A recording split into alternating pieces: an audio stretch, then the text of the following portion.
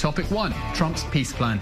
Trump's Israeli-Palestinian peace plan is a waste of time and bound to fail. Not my words, those of the Palestinian president's spokesman. But Trump's advisors beg to differ, and they're coming to the Middle East this week to iron out details of their long-awaited peace plan, the so-called deal of the century, which Palestinians are vowing to snub. Rogel, let's start with you. The Palestinians are being pretty stubborn in boycotting the United States, refusing to meet any of their envoys. Is there any way this doesn't backfire on them? No, I don't see it not backfiring on them, but it's gonna backfire on the American administration. It's gonna backfire on us. It's gonna, because we need peace. Okay, if a peace plan isn't going to work, if you bring a deal of the century, why are you so confident it's not going to work? We don't even know what's in it yet. It can't work if the Palestinians aren't on board. You can't make peace with yourself. It just doesn't happen. Well, what the Trump administration presumably is hoping to do is to leverage pressure from the rest of the Arab world to bring the Palestinians to the table and tell them, listen, our friends, you need to accept some painful compromises. I don't see that happening. I don't see the Israeli Jewish side accepting painful compromises. I just don't see this going ahead. It does look like a plan that's going to be stillborn. It's going to be born dead, because the actions taken by Trump and his administration and his envoys until now have so totally alienated the Palestinians. It might be better to put off the presentation of the plan until a point in time where there seems to be a You're better saying that Trump's actions have put peace in jeopardy. What I see as a president who's putting the Palestinians under pressure, telling them, friends, time is not on your side. If you don't want to see that state of yours slipping away, you need to come to the table. Your Jewish extreme nationalism is just coming out of your your questions. Okay, there we go. I provoked the bear. There's a reality here. There's a reality here of an occupation going on, of millions of Palestinians being held under occupation. The Israeli Jews also have to face, harsh facts. They have to sober up and understand that this can't continue and that they have to make painful compromises. Their leaders have to do it. None of this is going on. If it's just going to be all about, taking the Palestinians by the ear and dragging them towards a negotiation table, obviously nothing good is going to come out of it. And I've heard Trump and his envoys say that in the end, this plan isn't a dictate.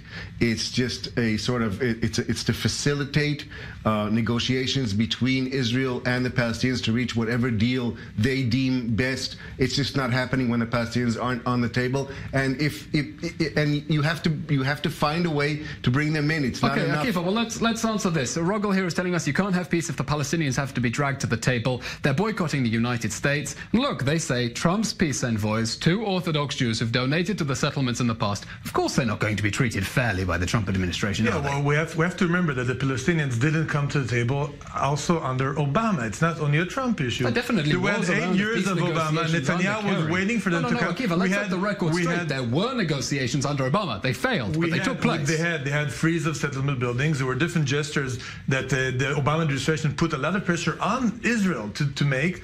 And Abu Mazen still said no. We still didn't show up to the table. There's no direct negotiations. There was a continuous rejection of several peace plans and different initiatives by the Palestinians. But there were negotiations. In 2014, there were negotiations led by Tzipi Livni, not Netanyahu personally. There were direct negotiations. I agree, but I just want to say that saying no to negotiations and avoiding different kinds of negotiations is not new. There were nuances, there were differences, but it's not new, and it's not only because of Trump. One thing I do want to say, which we all have to take into consideration, that the behavior of the Palestinian side now has a lot to do with maybe what will happen in just a short time from now after Abu Mazen passes away. So there's more into this than just Netanyahu, Trump, and the diplomacy. There's a lot of inner politics which you don't quite understand yet. We don't exactly know which powers are influencing the Palestinians. So this is also part of this. We should not forget that. Okay, Tamar, I think the fact that we're talking about a plan on which we know nothing, which we basically know nothing about, and that approach. Well, first, I think that Trump is now enjoying what is considered to be the relative success of the trip with the North Korea. So depends on who you ask. But also, if you look at that, right, it's still something that's very general in very crude terms. And the Middle East list is even more complicated, and the Israeli-Palestinian conflict is about details and compromises and difficult on-the-ground issues. And I want to ask you about these details, because, I mean, I dare say it's easier to get the United States and North Korea to agree on general principles than the Israelis and Palestinians. But look, Trump does not like details. He's a bull in a China shop. Of course, like treating this as a deal, keeping everything as a surprise. Going in, smashing up the rules, trying to build everything anew. And you're an international law lecturer, so I want to ask you this. Many countries are already very much set in their ways about what international law requires with regards to settlements in Jerusalem. If Trump really wants to come with a fresh, creative approach and try thinking some things from scratch, how much freedom of maneuver is the international community going to give him? Well, within international law, there is freedom. The states have freedom to agree on different arrangements, right? So if Israel and the Palestinians agree to change the situation on the ground and to shift away from the accepted paradigms, theoretically they can do so. But this requires very difficult, day-to-day, boring, difficult, detailed-oriented work, which even previous administrations, which were willing to get into that kind of work, weren't able to achieve. Now, Trump is a wild card. Maybe he has a very detailed, work-through plan that he's going to present when he comes to the table.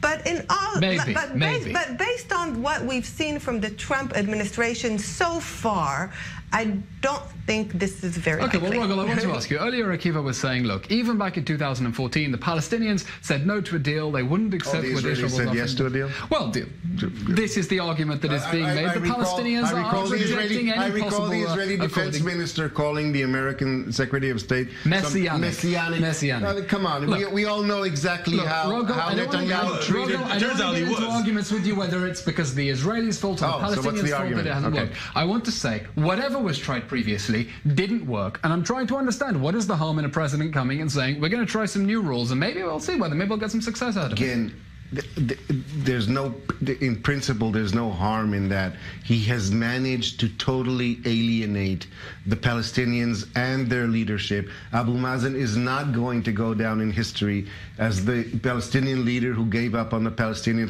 famous red lines. He's not going to do that.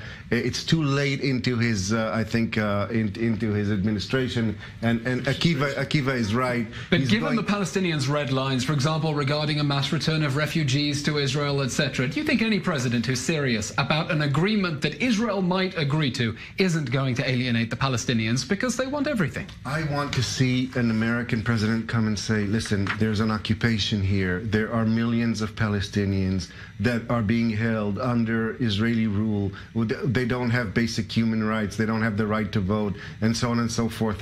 See the situation in Gaza. The siege. Okay, and he said that. And he put a lot of pressure. And he didn't didn't manage to move anything because neither the Israeli leadership or the Israeli people or the Palestinian people are willing to budge. And this is all a march of folly, marching towards a binational state where an apartheid. Akiva, very briefly before we go to a break. I just want to have a different view on this. I don't think it's a march of folly. I think both sides think the situation now is the best they can get, including Abu Mazen and the Palestinians. They know that what's behind the corner is Hamas and Islamic extremism, and Abu Mazen and his guys enjoy the situation as much as us, and the situation today is the best for all parties, and that's why everybody's refusing to make any change.